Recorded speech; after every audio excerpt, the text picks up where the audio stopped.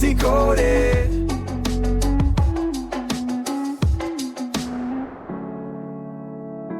Welcome back to Book Decoded. Great to be here. Today we're cracking open From Self-Care to We Care by Jordan Quaglia. You know, we talk so much about self-care these days. Oh yeah, it's everywhere. Taking time for yourself, setting those boundaries.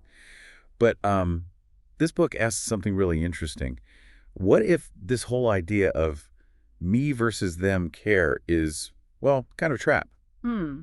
What if there's a more powerful way, maybe, thinking about care that connects us more? Let's explore this we care idea. It's a great place to start because the book really pushes back against what it calls divided care. Divided care. Yeah, that feeling, that you always have to choose, is this energy for me or is it for someone else? Right. That constant calculation. Exactly. And it points out that both extremes aren't great, like selfish self-care, maybe using boundaries as an excuse to just, well, avoid helping out. Okay. Or the flip side, pathological altruism, where you just run yourself into the ground helping others, ignoring your own needs completely. And both lead to burnout, right? Inner conflict. Totally. Exhaustion, feeling conflicted. And what's really interesting, the book mentions some brain research suggesting both might come from similar kinds of dysregulated responses when we encounter suffering. Wow. Okay. So the brain reacting poorly in different ways. Kind of, yeah. But the core argument, and this is where I think it gets really compelling, is that we're fundamentally social creatures.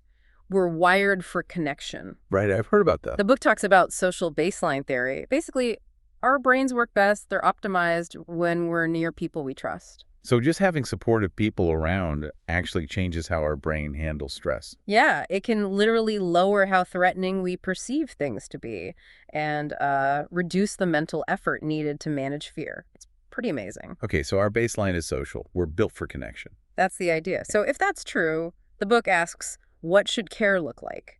And that brings us to we care. The both-and approach. Exactly. Not a perfect 50-50 split. That's not really the point. It's about seeing how interconnected our well-being actually is with others. So how does that work practically? Are there examples? Oh, yeah, definitely. It gives ideas like parallel self-care. Parallel, like side by side. Kind of. Imagine you and your partner decide, okay, for the next hour, you're going to read your book. I'm going to listen to a podcast.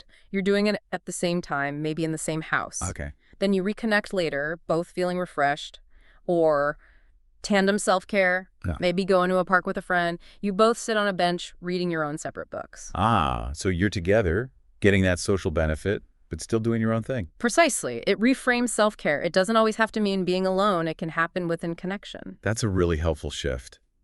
The book also digs into something else. That feeling when someone else's pain is just overwhelming, the empathy-compassion gap. Yes, that's a big one. Empathy, really feeling with someone, it can sometimes just be too much. It leads to personal distress, makes you want to pull away. Because it hurts. Right. The book uses that white bear problem idea. Try not to think of a white bear. And all you do is think of a white bear. Yeah. So trying to just suppress those difficult, empathetic feelings, it often backfires, makes them stronger. So you don't shut empathy down. No, you work with it. You let empathy be the starting point, but then you add what the author calls a compassion spark. A spark. Yeah, it's like adding the feeling for someone, plus that little nudge, the motivation to actually help in some way, even if it's small. So it moves you from just feeling bad with them to wanting to do something for them. Exactly. It helps you move towards action, which is more sustainable, instead of getting stuck in that shared distress or withdrawing. It's a really key shift. And thinking about action. There's also care contagion, right? Right. This idea that your acts of care, and that includes your own healthy self-care. By the way, they don't just end with you. They spread. Yeah, they can ripple out through your social circles. Your actions can subtly influence others, making care, well, more contagious in a good way. That's powerful. And it pushes back against that feeling. Yeah.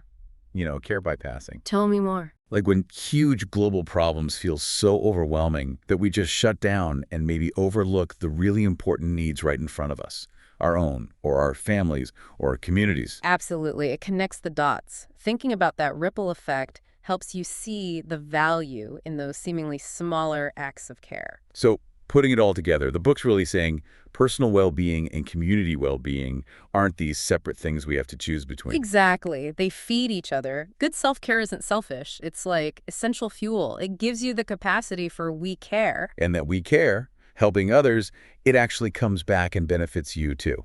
Often in ways you don't even expect. It builds purpose, connection, resilience. It's a cycle. So it may be something to think about as you go through your day.